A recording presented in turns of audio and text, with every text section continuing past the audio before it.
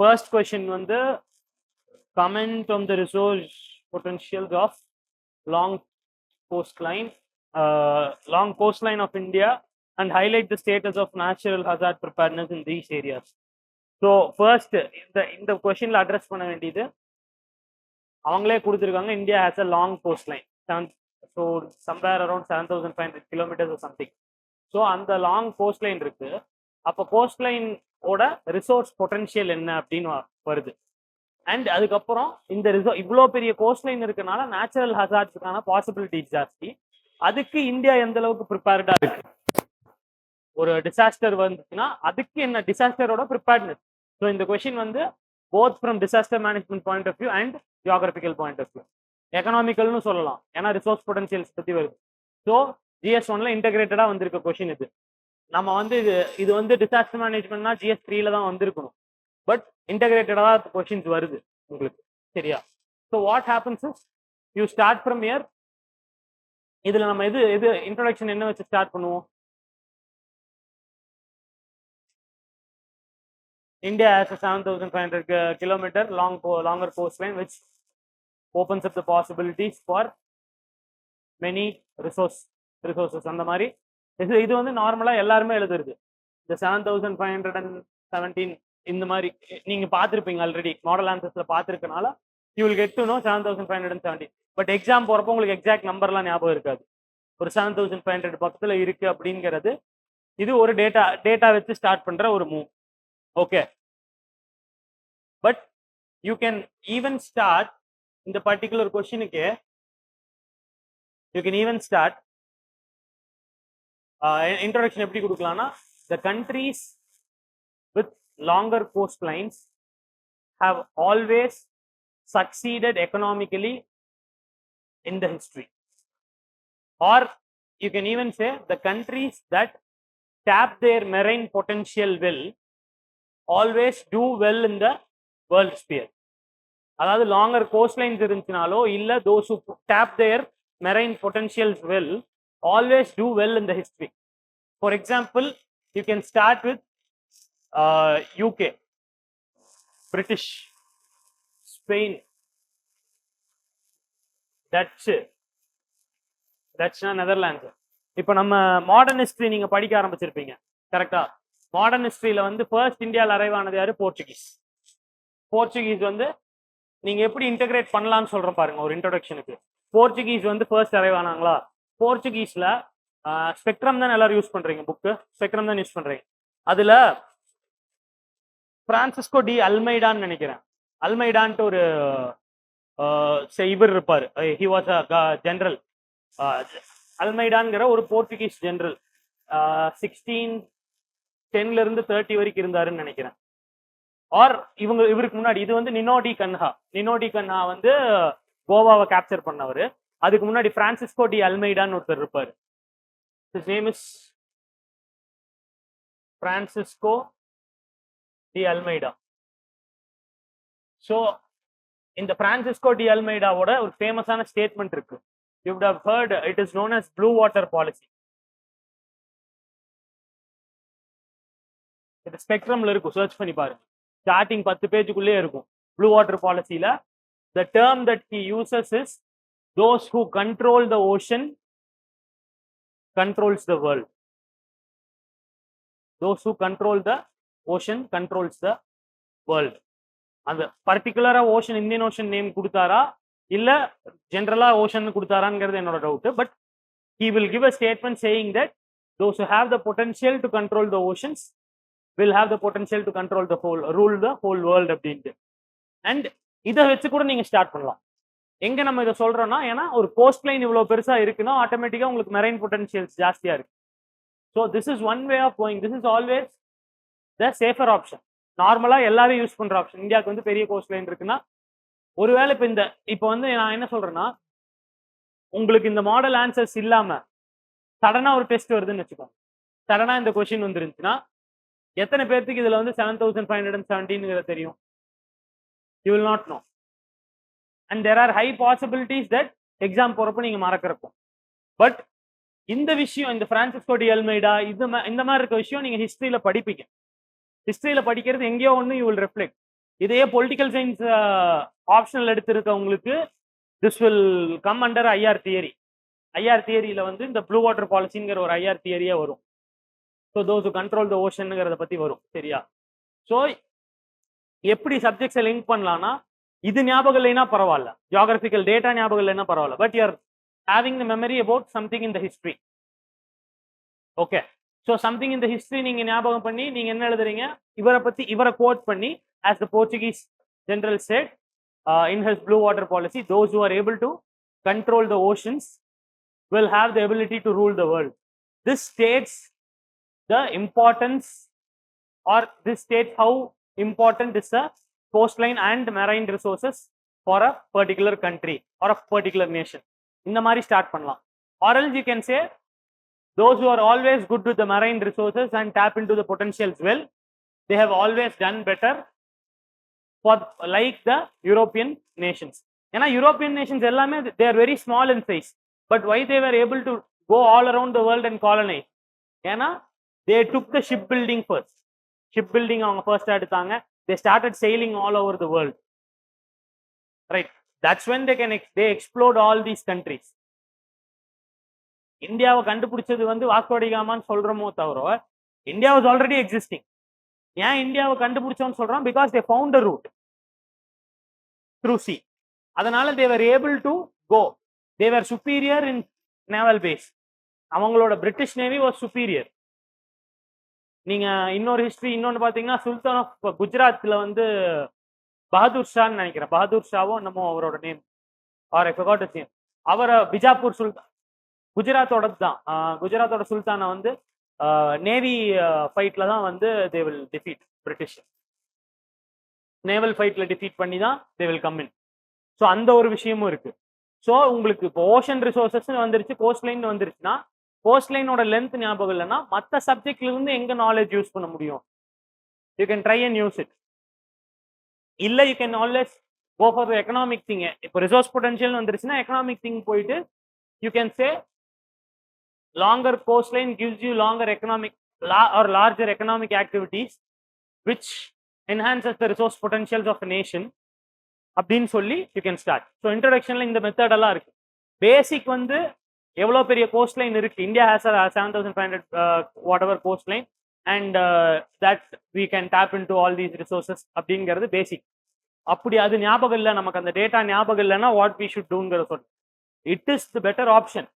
But what I say is, if you don't remember the data, remember உங்களுக்கு ஞாபகம் இல்லை, data வந்து ஞாபகம் இல்லைன்னா you can start like this, something like this, so that அங்க நீங்க ஸ்ட்ரக் ஆக மாட்டீங்க.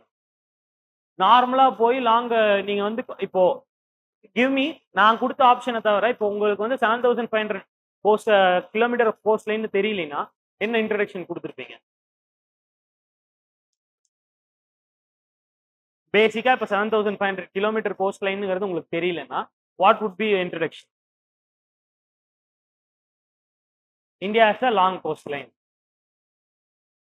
புரியுதா? அதுக்கும் நீங்க மற்ற சப்ஜெக்ட் இன்டகிரேட் பண்றதுக்கான டிஃபரன்ஸ் பார்த்து, that will become very normal introduction.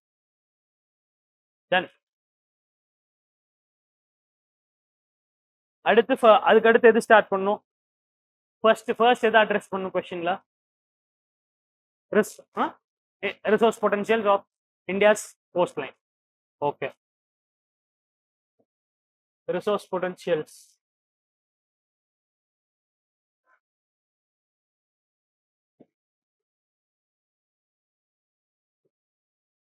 So resource potentials la first எடுத்துன்னு எல்லாத்துக்கும் ஞாபகம் வருது fisheries.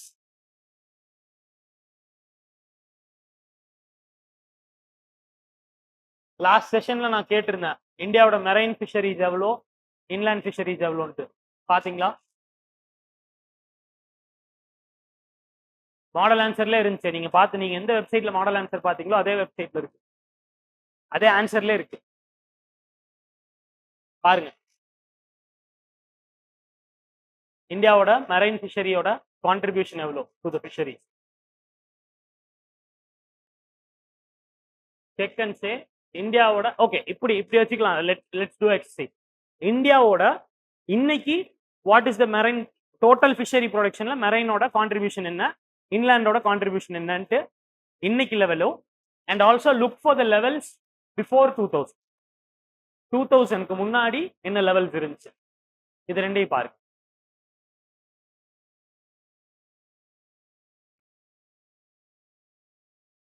நான் லாஸ்ட் டைம் சொன்னதுதான், டேட்டா வந்து மாடல் ஆன்சர்ல இருக்க டேட்டா மட்டும் எடுக்காதீங்க.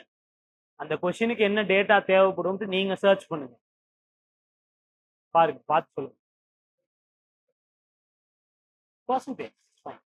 I don't need the volume. இப்ப இருக்கிறது கூட இல்லே, இப்ப இருக்கிறது வந்து it is nearly 25% வந்து it is marine fishery. Total productionல nearly 25 to 27% வந்து marine fishery.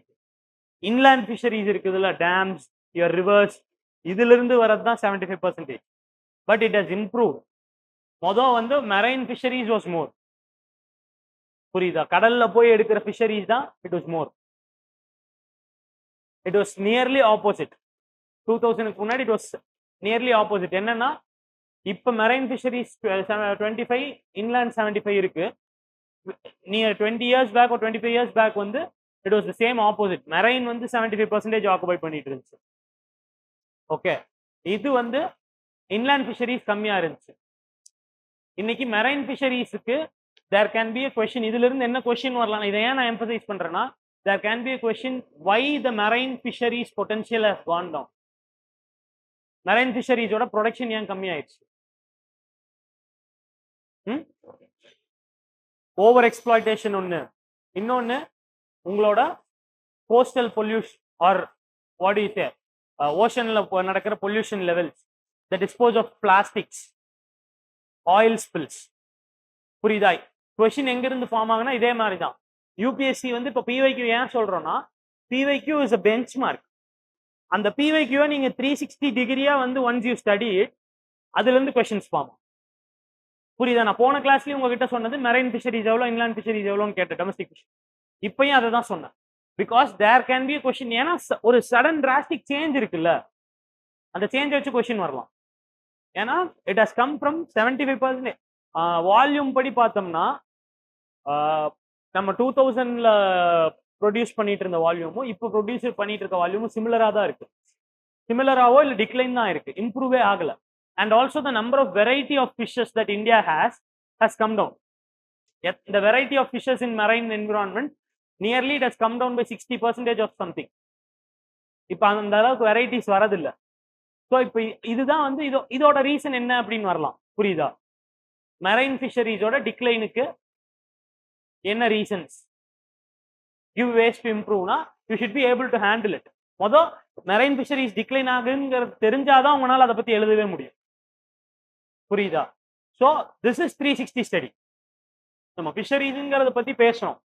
ஸோ நீங்கள் இந்த ரிசோர்ஸ் பொட்டன்ஷியல்ஸில் நீங்கள் எழுதுகிற ஒவ்வொரு சப்ஹெட்டிங்கை பற்றியும் யூ ஹேவ் டு ரிசர்ச். புரியுதா? நீங்கள் ரிசோர்ஸ் பொட்டன்ஷியல்ஸில் எழுதியிருக்கீங்களா, எக்கனாமிக் ரிசோர்ஸஸ், ஃபிஷரிஸ் ஒன்று எழுதியிருப்பீங்க. You would wrote about salt production எழுதியிருக்கலாம்.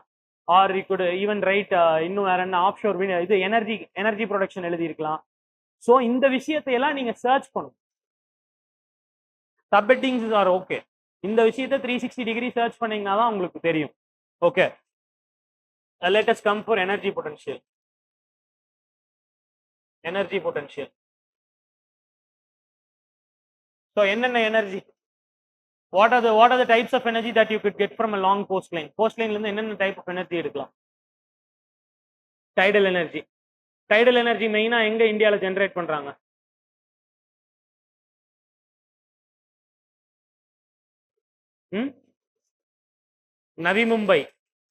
நவி மும்பைல இருக்க offshore tidal energy plant is the first plant in India. Second மோஸ்டா வந்து பண்றது இட் இஸ் சம்வேர் இன் ஆந்திரான்னு நினைக்கிறேன், கோதாவரிக்கா. ஓகே, அந்த ரிவரோட எண்டிங்ல வந்து they do the tidal energy. வேற என்னென்ன type of energy could be extracted? Renewable source of energy. ஏன்னா நான் ரெனியூவபிள் சோர்ஸ் நம்ம கிட்ட இருக்கு. கோல் ப்ரொடக்ஷன்ல கோல்ல இருந்து வர அந்த ரிசோர்ஸ் வந்து it is not a potential, ஏன்னா அது பொல்யூட் பண்ணுது. So you need to write about the energy பொட்டன்ஷியல்ங்கிறத விட you can write renewable energy potential. So வேற என்னென்ன டைப் ஆஃப் எனர்ஜி நீங்க வந்து ஒரு கோஸ்ட் லைன்ல இருந்து எடுக்கலாம்? கோஸ்டல் விண்ட்ஸ்ல இருந்து you can find off shore wind energy. Off shore wind எனர்ஜிங்கிறது ஒரு point. So you have in Gulf of Kambata Kachan Terla. So anga vandu offshore wind energy mills irukku. And also you have offshore wind energy mills somewhere in Telangana. Okay, இது ஒன்று இருக்கு. வேற என்ன type of energy எடுக்கலாம் cost லைன்ல?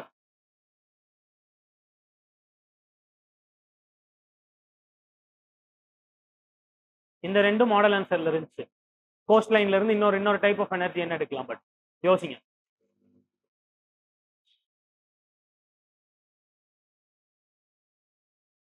சொல்லுங்க, நீங்க எங்கிட்ட சொல்லுங்க.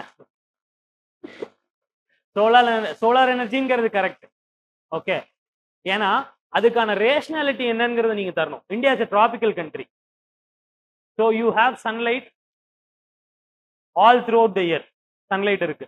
at least you have basic near 10 hours of sunlight per day. எவ்வளவுதான் வின்டர் வந்தாலும் you have 10 hours of sunlight per day, right? so அது ஒரு பாயிண்ட், tropical countryங்கிறது. இன்னைக்கு தெலுங்கானால there is a floating solar park, last year inaugurate பண்ணது. it is a current affairs for last year 2022 or 23 ஆன்னு தெரியல. தெலுங்கானால they have opened a floating solar energy park. okay, so this is another new innovation that could be tapped into. longer coastlines you will always have sea breeze and land breeze இருக்கிறப்போ you will always have a temperature in a medium term. extreme temperatures போகாது, extreme cold drop ஆகாது. இல்லைன்னா cost லைன்ஸ்ல you always have the diurnal range of temperature. diurnal range என்ன ஞாபகம் இருக்கா?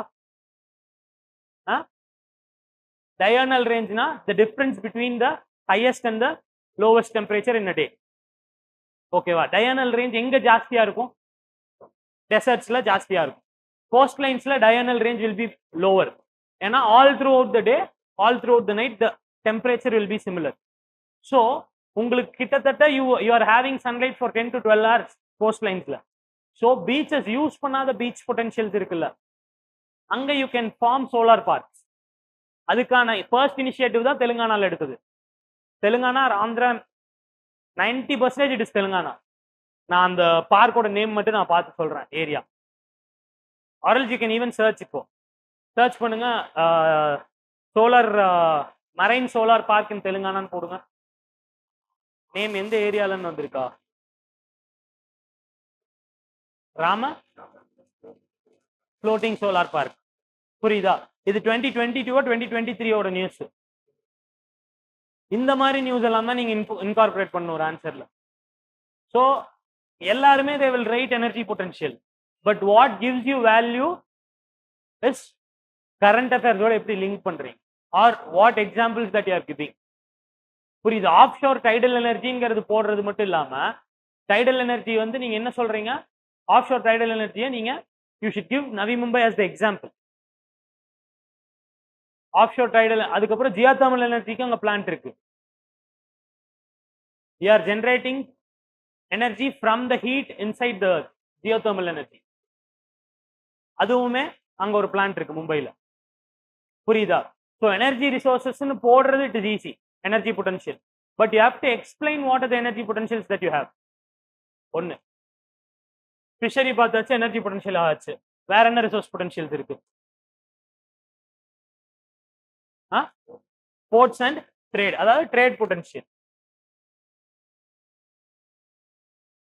Normally and generally countries with larger ports have access to the trade well. அதாவது landlocked countries இருக்கிற disadvantage என்னன்னா, they have to either fly the cargo in or else they have to depend upon another country's roads or rail. ஒரு இப்போ let us say for example யூரோப்ல இருக்க சில landlocked countries-க்கு you have to go through another country, but once you have port directly you can get it. and also India has access to some of the main channels, busiest trade channels in the world. Malacca Strait இந்தியாவுக்கு direct access இருக்கு. இந்த பக்கம் போனா you have access to the Suez Canal to go to Europe. India is also now forming a route from Chennai port to Vladivostok. Chennai to Vladivostok in Russia, far east, ரஷ்யாவோட far ஈஸ்ட்ல விளாடிவோஸ்டாக்னு ஒரு area இருக்கு. So இப்போ வந்து இந்தியாவில இருந்து ரஷ்யாவுக்கு கூட்ஸ் போறது, you don't take it through ship most probably, you go either to Europe, யூரோப்ல இருந்து உள்ள போகுது to Moscow. So you go through Suez canal, red sea, Suez canal போய் சுயஸ் கேனல்ல பாஸ் ஆகி you go to the Mediterranean sea, அங்கிருந்து யூரோப்ல ஏதோ ஒரு போர்ட்டுக்கு போய் அங்கிருந்து you transfer the goods to Russia. Okay, but this particular route will give you access direct to the Russia, so that you will not be dependent upon other countries, or you don't want to pay the charges to other countries. புரிஞ்சா? So இப்போ நம்ம ட்ரேடுங்கிறது கொடுக்குறோம், trade volume என்னன்னு உங்களுக்கு தெரிஞ்சுன்னா well and good. ஒரு போர்ட்னால என்ன trade volumes இருக்கு அப்படிங்கிறது. அப்படி இல்லைன்னா there how many major ports are there in India? Major port, minor port difference தெரியுமா? 14 major ports are there. அதுல you have nearly 6 or 7 all weather port, அதாவது throughout the year யூஸ் பண்ற மாதிரி board. இது சில போர்ட் வந்து பரதிப் போர்ட்னு நினைக்கிறேன் ஒடிஷால, அதெல்லாம் வந்து it is not all weather port, sometimes it get submerge, அந்த மாதிரி ஏதோ ஒரு இருக்கு. You have 14 major ports and so many minor ports in India. So that also brings you, இப்போ போர்ட் இருக்கனால இந்தியாவுக்கு என்ன பெனிஃபிட், அப்படி ஒரு கண்ட்ரிக்கு என்ன பெனிஃபிட்னா export and import would be more, international trade would be more. இது எங்க இன்னொரு இடத்துல இதை எக்கனாமிக்கெல்லாம் நீங்க லிங்க் பண்ணணும்னா the valuation of the particular currency will be stronger. நீங்க உங்களோட எக்ஸ்போர்ட்ஸ் ஜாஸ்தியாக உங்க கண்ட்ரி will get, உங்க கண்ட்ரியோட value will get appreciated, value of your currency will get appreciated.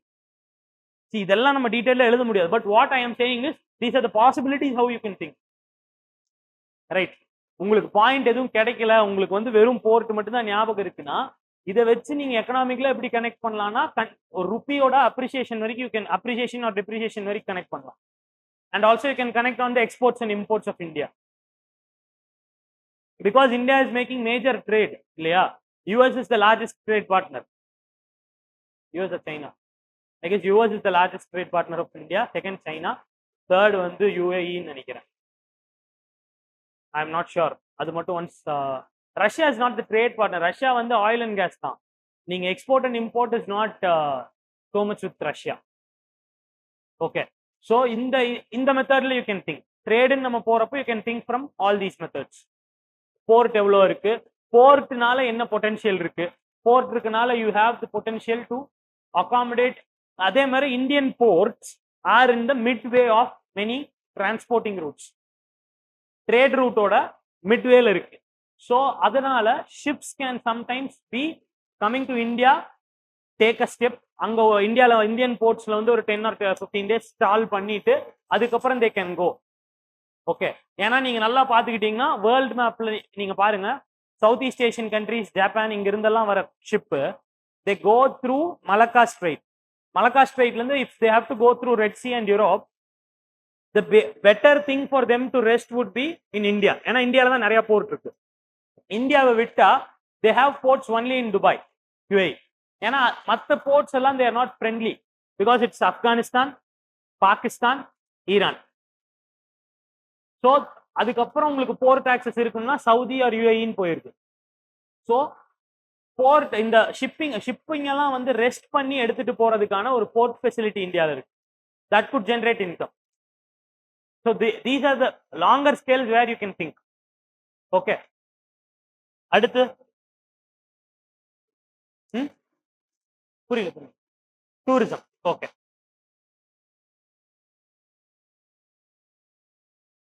Tourism potential. Tourism பொட்டன்ஷியல்னு போட்டு India has so many beaches, அதுக்காக வராங்க. India has all types of beaches. You can write இந்த tourism potential, you can write India has both the type of coast line. It has a emergent coast and also submergent coast. எமர்ஜென்ட்னா என்ன, சப்மர்ஜென்ட்னா என்ன ஞாபகம் இருக்கா? எந்த சைட்ல emergent இருக்கு, எந்த சைட்ல சப்மர்ஜென்ட் கோஸ்ட் இருக்கு? Western side emergent, eastern side it is submergent. Submergent na delta regions. Okay, emergent ங்கிறது cliff, straight cut ஆகும். ஸோ எமர்ஜென்ட்ல இருக்கிற ஃபீச்சர் வந்து எஸ்டுவரிஸ், சப்மர்ஜென்ட்ல இருக்கிற ஃபீச்சர் டெல்டா. ஸோ இந்தியாவில் சப்மர்ஜென்ட் கோஸ்ட்ஸும் இருக்கு, எமர்ஜென்ட் கோஸ்ட்ஸும் இருக்கு. So you can get to see all the type of beaches. ஒரு கிளிஃப் பீச் பார்க்கணுமா, யூ ஹேவ் வர்க்கலா.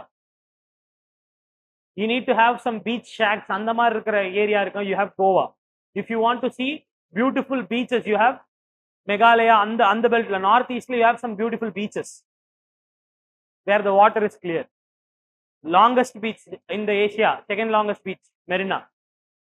புரியுதா? You can write in to so many things. நான் என்ன கேட்கறேன்னா, இப்போ you have second part of the question வந்து நேச்சுரல் ஹசார்ட் ப்ரிப்பேர்னஸ் இருக்கிறனால இதை நம்ம ஷார்டன் பண்ணணும். பட் அந்த கொஸ்டின் இல்லைன்னு வச்சுக்கோங்க, just the question is explore the resource potentials of it India's long coast line மட்டும் கொஸ்டின் இருந்துச்சுன்னு வச்சுக்கோங்க, then you will struggle to write. அதுதான். So you need to have multiple things going on in your head. ஒரு விஷயம் டூரிசம்னு எடுக்கிறோம்னா அதுல வேற என்ன கொடுக்கலாம்? டூரிசம் எல்லாருமே சொல்லுவாங்க, பீச்சஸ் சொல்லுவாங்க. But where you can give is India has both the type of coastlines which provides all the different types of beaches. ஒரு cliff beach, ஒரு hanging beach, இது எல்லாமே இருக்கு இந்தியால. Done. வேற என்ன? கோஸ்டல் புரியல. Agriculture coastal. Okay, you can say delta area agriculture. Coastal அக்ரிகல்ச்சர்னு நம்ம சொல்ல முடியாது, you can say delta area அக்ரிகல்ச்சர்னு சொல்லலாம். ஏன்னா eastern side of India is always with delta. அதனால தான் சதர்ன் இந்தியாவில் வந்து உங்களுக்கு ஏன் ரைஸ் ப்ரொடக்ஷன் ஜாஸ்தினா, rice is a water intensive crop. So you need water throughout the year. And India has perennial rivers, seasonal rivers இல்லை. Most of the Himalayan reverse are perennial. And even the rivers in southern India, Deccan la irundhu vara rivers me mostly they are perennial. Seasonal rivers India la kammi. Perennial na all throughout the year you have the water availability. Purida? So agriculture in delta regions. Delta regions mattu delta regions ena coastline ngal delta regions. Idha river system patti kuduthirundanga you can write about the fertile plains in Bihar, UP where the production is higher, Punjab in the Yamuna Ganga oda belt you can write. அதாவது reverse பத்தி வந்துருந்துச்சுன்னா cost line வரப்போ delta region பத்தி எழுதலாம். வேற polymetallic nodules. Have you heard this term somewhere in the news? Polymetallic nodules na it is very nano particles that will be deep in the sea. Deep in the sea la இருக்குது. So இது வந்து there are so many minerals as such. Polymetallic minerals வந்து நிறைய இருக்கு, நிறைய type இருக்கு. So இன்னைக்கு all over the world there has been a trend of exploration for polymetallic nodules. இதுக்கான exploration projects நிறைய இருக்கு. இந்தியாவோட exploration project வந்து from the Indira Point, Kanyakumari Indira பாயிண்ட்ல இருந்து somewhere 150 kilometers கீழே போனா you have India's deep sea project for polymetallic nodules. Polymetallic nodules வந்து it gives rare earth minerals. இந்த term கேள்விப்பட்டிருக்கீங்களா? rare earth minerals. Rare earth mineralsங்கிறது there are nearly 30 or something minerals, rare earth minerals இருக்கு. So அது வந்து that will have the economic value. So இன்னைக்கு வந்து deep sea projects, deep sea exploration projects இருக்கு polymetallic nodulesக்காக. So longer coastline இருக்கிறது it gives you minerals, it gives you access for exclusive economic zone. என்ன what is the kilometer or what are the distance? 200 nautical miles from the coastline. Coastline la irundhu 200 nautical miles would be a country's exclusive economic zone. EEZ. That exclusive economic zone na and the particular and the 200 nautical miles that country has the right to do its economic activity. Exclusive economic zone thanna it is international waters. Then you have to take the permission of all the world organizations to do something there. So if China what it does is China வந்து ஏன் Philippines கூட இவங்க எல்லாத்து கூடயுமே வந்து China has a issue na சின்ன சின்ன islands இருக்கு தெரியுமா? இப்போ China for example let us say China இப்படி இருக்குன்னு வச்சுக்கோங்க, இங்க முடியுதுன்னா பிலிப்பைன்ஸ் இங்க இருக்கு. ஸோ இந்த இடத்துல சின்ன சின்ன ஐலாண்ட்ஸ் இருக்கு. China is having a claim over this. எதனால இந்த கிளைம் வருதுன்னா, ஒன்ஸ் சைனா கெட்ஸ் இட், அவங்களோட எக்ஸ்க்ளூசிவ் எக்கனாமிக் ஜோன் இங்கிருந்து ஸ்டார்ட் ஆக ஆரம்பிச்சு. இங்கிருந்து 200 நாட்டிக்கல் மைல்ஸ், புரிஞ்சா? இங்கிருந்து 200 நாட்டிக்கல் மைல்ஸுக்கும் அந்த ஐலாண்ட்ல இருந்து 200 நாட்டிக்கல் மைல்ஸ்ங்கிறது different. That will extend their exclusive economic zone. புரிஞ்சா? அதனாலதான் இன்னைக்கு ஐலாண்டுக்கு island there are some issues. ப்ரிலிம்ஸ்ல क्वेश्चंस எப்படி வரும்னா, ஒரு ஐலாண்ட் நேம் கொடுத்து இஷ்யூ பிட்வீன் விச் கண்ட்ரி. பிலிப்பைன்ஸுக்கும் சைனாக்கும் இருக்கிற ஸ்ப்ரால் ஐலாண்ட்ஸா மறந்துட்டேன். பிலிப்பைன்ஸுக்கும் சைனாக்கும் இஷ்யூ இருக்கு. பிலிப்பைன்ஸுக்கும் ஜப்பானுக்கும் குரில் ஐலாண்ட்ஸ்ன்னு நினைக்கிறேன். KURIL குரில் ஐலாண்ட்ஸ். பிலிப்பைன்ஸுக்கும் சைனாக்கும் ஜப்பானுக்கும் இஷ்யூ இருக்கு. ரஷ்யாக்கும் ஜப்பானுக்கும் இஷ்யூ இருக்கு. ஸோ இந்த மாதிரி ஐலாண்ட் டிஸ்பியூட்ஸ் எல்லாம் ஏன் வருதுன்னா, it is mainly for the exclusive economic ஜோனுக்காக தான். ஏன்னா அந்த இடத்துல இருந்து they will start calculating the exclusive economic zone. Coming back, நம்ம இங்க வந்து இப்போ மினரல் பொட்டன்ஷியல் சொல்றப்போ exclusive economic zone it gives longer coast line இருந்துச்சுன்னா longer exclusive economic zone, you have larger extent. So அங்க you have the deep sea எக்ஸ்ப்ளோரேஷனுக்கு you have the possibilities. Mineral ஓட possibilities இருக்கு. ஃபாசில் ஃபியூல்ஸ், டீப் சி பெட்ல Fazil fuels இருக்கு. So you have the chance of extracting fossil fuels. You have a chance of extracting valuable metals. Some valuable metals irukkalam. So all these activities irukku. Then oil, you can say. Trade you can say. Oil refineries. India has one of the largest oil refinery thing going on. One of the largest oil refinery thing in the world. India doesn't have oil potential. Anna India is one of the largest oil refinery. It purchases oil from all over the world, refines it and exports it. இப்போ அதனால தான் India is doing, இப்போ Russia இருக்குன்னு வச்சுக்கோங்களேன், ரஷ்யால இருந்து India is getting oil and then it is refining it in India and selling it to the world. It is earning profit there. என்னதான் India oil டிபெண்டண்டா இருந்தாலும் it still has a very much good refinery space. அதுக்கு coastlines provide a good thing for that. வேற வேற என்ன potential இருக்கு? Shark, salt production. Yeah, you can say salt production. India is, I guess, third or fourth largest in the world, I guess. Third largest in the world. Third largest salt producer in the world. Gujarat தான் அதுல வந்து it is leading. I don't know the exact percentage. Gujarat தான் leading அதுல. Okay, you can do that. Where you can even say acts as natural barriers against disasters. Longer coastline இருந்துச்சுன்னா all these என்ன சொல்றது, உங்க tsunami or whatever that will get delayed இல்லையா? ஒரு longer coastline இருந்துச்சுன்னா chances of that getting delayed is. So ஒரு சைக்ளோனே வந்து நீங்க சைக்ளோனை பத்தி படிச்சிருந்தீங்கன்னா you would know cyclone, for a cyclone to survive it needs latent heat. ஒரு சைக்ளோன் வந்து சர்வைவ் ஆகிறதுக்கு it needs latent heat. Latent heatனா the temperature should be more than 27 degree of centigrade. அந்த வாட்டர்ல இருக்க ஹீட் அது இருந்தாதான் சைக்ளோன் சர்வைவ் ஆகும். So the cyclone will start dying once it comes to the coast. Once land reach ஆயிருச்சுன்னா சைக்ளோனோட potential கம்மியாக ஆரம்பிச்சிடும். Okay, so longer coast lines இருந்துச்சுன்னா சைக்ளோனோட டேமேஜ்ல இருந்து இன்னும் கொஞ்சம் கம்மியாக இருக்கு. லார்ஜர் கோஸ்ட் லைன்ஸ் இருந்துச்சுன்னா that will also help in some or the other way. இந்தியாவில் வந்து ஏன் cyclone sometimes get even more டெவஸ்டேட்டிங்னா, இந்தியாவோட பி ஷேப் இருக்குன்னு வச்சுக்கோங்களேன். ஸோ இங்க இருந்து இங்க தான் மோஸ்ட் ஆஃப் பே ஆஃப் பெங்கால்ல தான் you will get the cyclones. You will rarely see, you cannot see Arabian சீல இருந்து சைக்ளோன் வந்துச்சு நீங்க பார்க்கவே மாட்டீங்க. Very rare, because of the latent heat here. Latent heat இந்த கொரியாலிஸ் ஃபோர்ஸ் இது எல்லாமே ஆக்ட் ஆகுறதுனால you will see the cyclones entering like this. Okay, என்ன ஆகும்னா upon entering land slow down ஆகும். ஸோ ஸ்லோ டவுன் ஆகிறப்போ இப்படி போகும். இந்த இடத்துல நீங்க இப்போ கொல்கட்டா இங்கெல்லாம் வர வெஸ்ட் பெங்கால் கிட்ட வர cyclones have lesser chances of going into the Arabian Sea.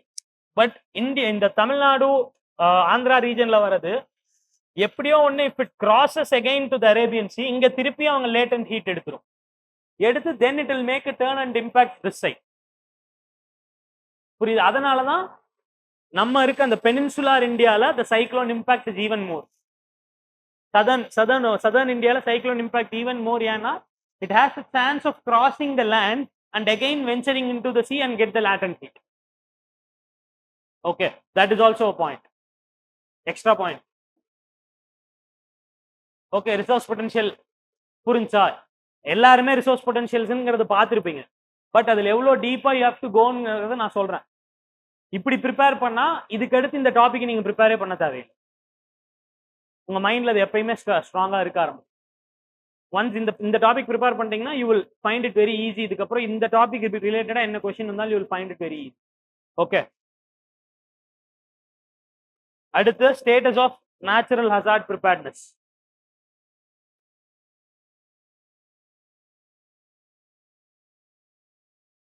And இன்னொன்று மறந்துட்டோம்,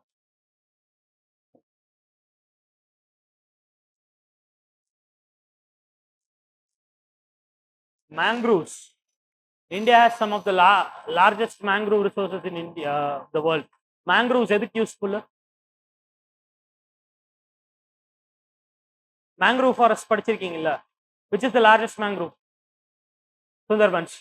சுந்தர்பன்ஸ்க்கு அடுத்து Pichavaram.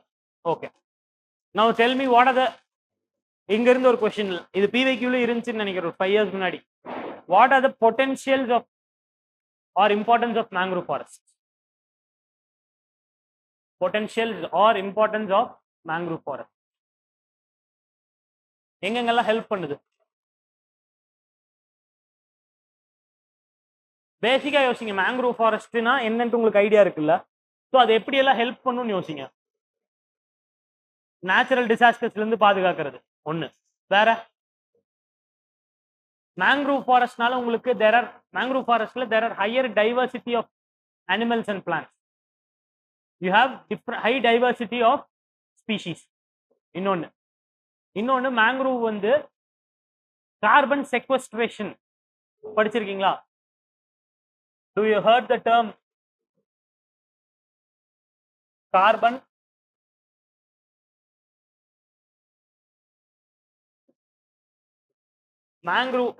mangrove forest can absorb carbon. நம்ம கார்பன் டை ஆக்சைடு எமிட் பண்றோம்ல, அதுல இருந்து கார்பனை அப்சார்ப் பண்ணிக்க முடியும். ஸோ வேர்ல்டுல mangrove forest ரொம்ப கம்மி, but mangrove forest holds nearly 27% or something of the carbon in the world. புரியுதா? ஏன்னா அந்த வெட் கண்டிஷன், அந்த ஸ்லம்பி கண்டிஷன் இருக்கிறதுனால that will have carbon sequestration. அதனால தான் இப்போ வந்து மேங்க்ரூவை வந்து இவ்வளோ ப்ரொமோட் பண்ணிட்டு இருக்காங்க. மேங்க்ரூவ் ஃபாரஸ்ட்டுக்காக 2-3 ப்ரோக்ராம் ரீசெண்டாக வந்துச்சு 2023 ஸ்டார்டிங்ல. Indian government has launched alliance for மேங்க்ரூவ்னு நினைக்கிறேன். அலையன்ஸ் ஃபார் மேங்க்ரூவ் ஒரு 5-6 கண்ட்ரி சேர்ந்து அலையன்ஸ் ஃபார் மேங்க்ரூவ்னு ஒன்று ஆரம்பிச்சாங்க இன்டர்நேஷனல் ரிலேஷன்ஸ்ல. இதெல்லாம் ஏன் அப்போ இதெல்லாமே பண்ணிட்டு இருக்கிறப்போ there is a potential question waiting that மேங்க்ரூவோட இம்பார்ட்டன்ஸ் என்ன, மேங்க்ரூவ் ஃபாரஸ்டோட இம்பார்ட்டன்ஸ் என்ன. Mangrove forest could also be used for fish culture. Fish ஃபார்மிங்க்கு யூஸ் பண்ணலாம் மேங்க்ரூவ் ஃபாரஸ்ட். அண்ட் சால்ட் ப்ரொடக்ஷனுக்கு யூஸ்ஃபுல்லாக இருக்கும். யூ கேன் கெட் வுட் கிடைக்கும் மேங்க்ரூவ்ல இருந்து. இந்த மாதிரி ஜென்ரலாக யோசிச்சு என்னென்ன வருதோ எழுதுனீங்கன்னா போதும். Okay, now tell me natural hazard preparedness எப்படி இருக்கு இந்தியாவில்? பேசிக்கா யோசிங்க. Tell me what are the natural hazard preparedness that India has taken?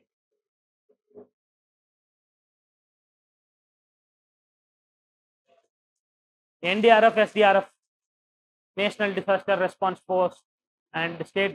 அதே மாதிரி NDRF ஃபண்டு, SDRF ஃபண்டு இருக்கு தனியா. So that will help. ஒன்று. வேற நேச்சுரல் ஹசார்ட்ஸ் என்ன ரிகார்டிங் த ஏரியா? வேற என்ன இருக்கு?